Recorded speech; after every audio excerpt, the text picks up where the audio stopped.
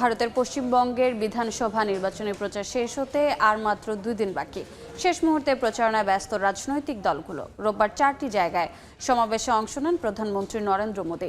প্রচারের মাঠে পিছিয়ে নেই মমতাও। পশ্চিমবঙ্গের বিধানসভা নির্বাচনের খবর জানাতে এই মুহূর্তে কলকাতায় আছেন সহকর্মী সুব্রত আচার্য। যাচ্ছি তার কাছে।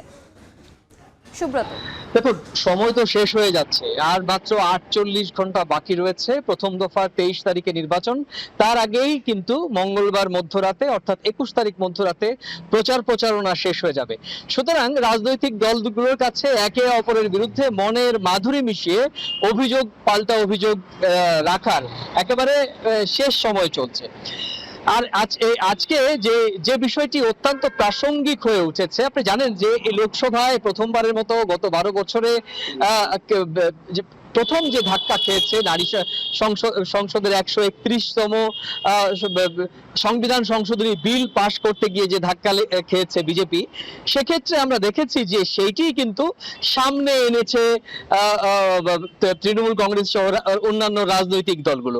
একই রকম ভাবে বিজেপির পক্ষ থেকেও কিন্তু এই নারী আসন সংরক্ষণের বিলটি আটকে দেয়ায় তৃণমূল কংগ্রেস এবং কংগ্রেসের বিরুদ্ধে অভিযোগ তুলেছেন একেবারে খোদ প্রধানমন্ত্রী নরেন্দ্র মোদী। গতকালই আমরা দেখেছি যে জাতির উদ্দেশ্যে সরাসরি ভাষণ দিয়েছেন। আজকে জঙ্গলমহল এলাকায় তার পরপর চারটি নির্বাচনী সভা ইতিমধ্যেই 3টি সম্পন্ন করেছেন। প্রত্যেকটি সভাতে তিনি তৃণমূল কংগ্রেস এবং কংগ্রেসকে জোট বেঁধে দেশের নারী শক্তির বিরুদ্ধে অবস্থান নেওয়ার সমালোচনা করেছেন।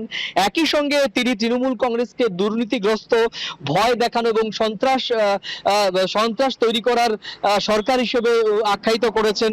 এবং পাশাপাশি তিনি যেহেতু জঙ্গলমহলে নির্বাচনী প্রচারণা করছেন, আদিবাসী সম্প্রদায়ের জন্য কেন্দ্রীয় সরকার যে বরাদ্দ দিয়েছিল সেটিও ঠিকঠাক মতো তৃণমূল সরকার ব্যবহার করেনি, এমনটি বলেছেন।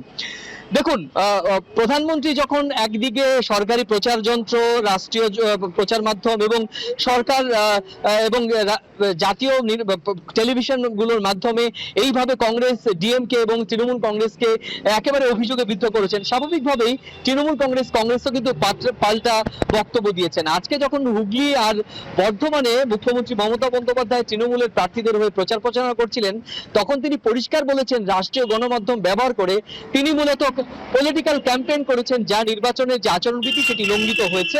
নির্বাচন কমিশনের কাছে এই বিষয়ে তিনি নালিশ করবেন। তো নির্বাচনী প্রচারণা প্রথম দফা 48 ঘন্টা মাত্র বাকি রয়েছে।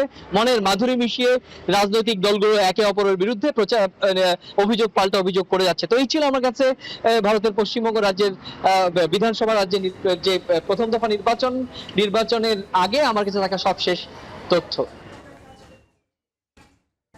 পশ্চিমবঙ্গের বিধানসভা নির্বাচনের খবর জানতে সরাসরি যুক্ত ছিলাম কলকাতায়।